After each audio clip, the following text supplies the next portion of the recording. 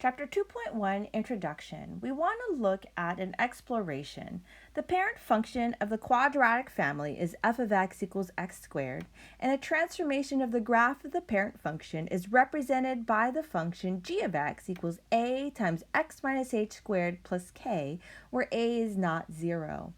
Now this should look very familiar to when we use the same transformations for our absolute value. They stand for the same things. So knowing that from the previous chapter, take a look at these examples. I want you to match each quadratic function with its graph and then see if you can explain your reasoning. So here are the 6 graphs. Take a look at them and see which one matches with which. Okay, so letter A, negative x minus x squared, x minus 2 to the square. It's inside. So what does that mean? How does that translate? What does the negative mean? So go ahead and try these out. Pause the video and see if you can come up with the answers. All right, if you tried this out. So the first one, we have negative x minus 2 squared. So negative in the front means it's reflected over the x-axis and right 2. So that one matches D, right? So it's reflected over the x-axis, so it's opening down, and it moved right 2. So remember, the inside is opposite. Here, this means negative 2 inside means it moves right 2, up 2, and it's open up. So right 2, up 2, that is this one here. So it's open up, right 2, and up 2. Letter C, that one is negative means it's reflected over the x-axis. This is positive means it's a left 2 and down 2. So left 2, down 2, and it's reflected, that's A.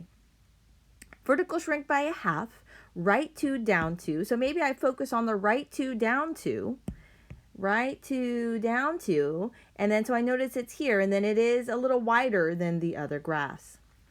Letter E, so vertical stretch, so the 2 means it's a vertical stretch by 2, and this negative 2 means it's a right 2. So right 2 is here, and that's it, and then it's a little narrower here. So that is B. Letter F, that's reflected over the x-axis. It moves left 2 and then up 2. So that's going to be letter E. So notice that the patterns still follow from our absolute value. So how do the constants a, h, and k affect the graph of the quadratic function? So here is a summary of what a, h, and k do to the function. So a, that's a vertical stretch if a is greater than 1. It's a vertical shrink when a is between 0 and 1. And if you ever see a negative in front of this value here, then it's a reflection over the x-axis.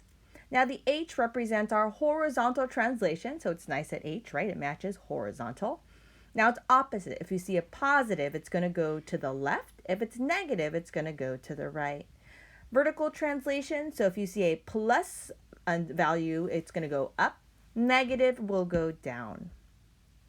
So here, write the equation of the quadratic function whose graph is shown and explain your reasoning. So first you need to find the vertex, and so notice that the tick marks are just at 1s. 1, 2, 3, 4, 5, 6 here, 1, 2, 3, 4. So you want to identify this value here and then see if you can write the equation. As a hint, we're looking at this. This is actually vertex form, and so maybe you remember that from previous lessons. So here the vertex is at 1 and negative 2 here. And then I don't really know what I could guess what this is. The a value is probably a positive one. Now this is our h and this is our k. So if remember vertex, this is our h and k. And so, but we can also look at this. It moved right 1 and down 2.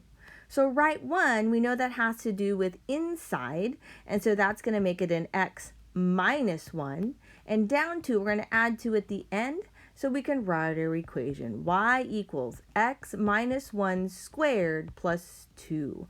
So again, we're using this here. It is a quadratic, and so we need to make sure that it goes on the outside here. Now it's not written x squared minus 1 plus 2, because then you're kind of saying that, oh, it shifted down and then up 2. So that kind of doesn't make sense here. So just notice where the square is placed in regards to when it's shifted horizontally.